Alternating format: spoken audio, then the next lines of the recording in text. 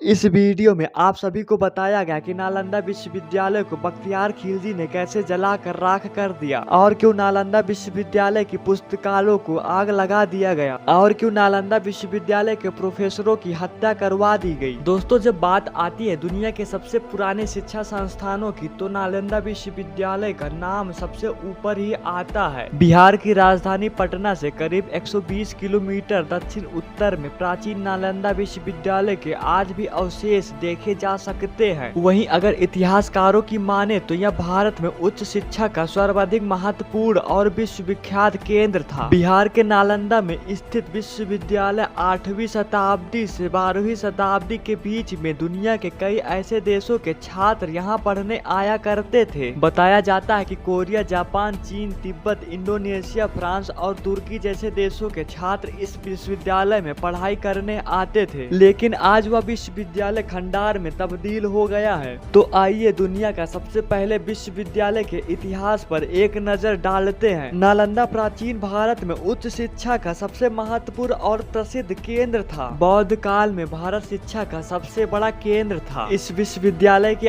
स्थापना गुप्त शासक कुमार गुप्त प्रथम ने 450 से 470 शताब्दी के बीच में की थी। 9वीं शताब्दी से 12वीं शताब्दी तक इस विश्वविद्यालय को अंतर्राष्ट्रीय ख्याति प्राप्त थी। यहाँ इतनी किताबें रखी थी कि जिन्हें गिन पाना आसान नहीं था और साथ ही साथ हर विषय की किताबें इस विश्वविद्यालय में मौजूद थी। प्राचीन नालंदा विश्वविद्यालय में 300 कमरे, 7 बड़े बड़े कक्ष और अध्ययन के लिए 9 मंजिले का एक विशाल पुस्तकालय भी था, जिसमें 3 लाख से भी अधिक किताबें थी। प्राचीन नालंदा विश्वविद्यालय का पूरा परिसर एक विशाल दीवार से घिरा हुआ था, जिसमें प्रवेश के लिए एक मुख्य द्वार ही था। सन 1199 में तुर्क आक्रमणकारी बख्तियार खिलजी ने इस विश्वविद्यालय को जलाकर पूरी तरह से नष्ट कर दिया था। कुछ इतिहासकार बताते हैं कि इस विश्वविद्यालय में इतनी किताबें थी कि पूरे 3 माह तक इस विश्वविद्यालय में आग धधक रही थी। नालंदा विश्वविद्यालय के अतीत और उसके गौरवशाली इतिहास को सभी को जानना चाहिए। तक्षशिला के बाद में नालंदा विश्वविद्यालय की ही चर्चा होती है। इस शिक्षा के केंद्र में हियान बौद्ध धर्म के साथ ही अन्य धर्मों के तथा अन्य देशों के छात्र पढ़ने आते थे। यहाँ पर धर्म ही नहीं, राजनीति, शिक्षा, इतिहास और ज्योतिष विज्ञान आदि की भी शिक्षा दी जाती थी। आज के समय में यह बिहार राज्य का सबसे प्रमुख आकर्षण है। अब बात आती है कि नालंदा विश्वविद्यालय को बख्तियार खिलजी ने क्यों जला दिया था, तो आप सभी को बता दूं, उस समय बख्तियार खिलजी ने उत्तर भारत में बौद्धों द्वारा शासित कुछ क्षेत्रों पर कब्जा कर लिया था और एक बार बख्तियार काफी ज्यादा बीमार पड़ गया। वह मरने की स्थिति में आ गया था। उसने हकीमों से कई बार इलाज कराया पर वह ठीक न हो सका। तभी किसी ने उसको सलाह दी कि वह नालंदा विश्वविद्यालय के आयुर्वेद विभाग में प्रमुख आचार्य राहुल श्रीभद्र को दिखाए और इलाज करवाए, परंतु बख्तियार खिलजी इसको मानने के लिए तैयार नहीं था। उसे अपने हकीमों पर ज्यादा भरोसा था। वह यह मानने को तैयार नहीं था कि भारतीय वैद्य उसके हकीमों से ज्यादा ज्ञान रखते हैं या ज्यादा काबिल हो सकते हैं। लेकिन बख्तियार को अपनी जान बचाने के लिए उसको नालंदा विश्वविद्यालय के आयुर्वेद विभाग के प्रमुख आचार्य श्री राहुल भद्र को बुलवाना पड़ा। फिर बख्तियार खिलजी ने वैद्यराज के सामने एक अजीब सी शर्त रखी और कहा कि मैं उनके द्वारा दी गई किसी भी दवा का सेवन नहीं करूंगा। और फिर वैद्यराज ने कुछ सोचकर उसकी शर्त मान ली और कुछ दिनों बाद खिलजी के पास एक कुरान लेकर पहुंचा और कहा कि इस कुरान के पृष्ठ संख्या इतने से इतने तक पाठ पढ़ लीजिए, आप ठीक हो जाएंगे। बख्तियार खिलजी ने वैद्यराज के बताए अनुसार कुरान को पढ़ा और ठीक हो गए।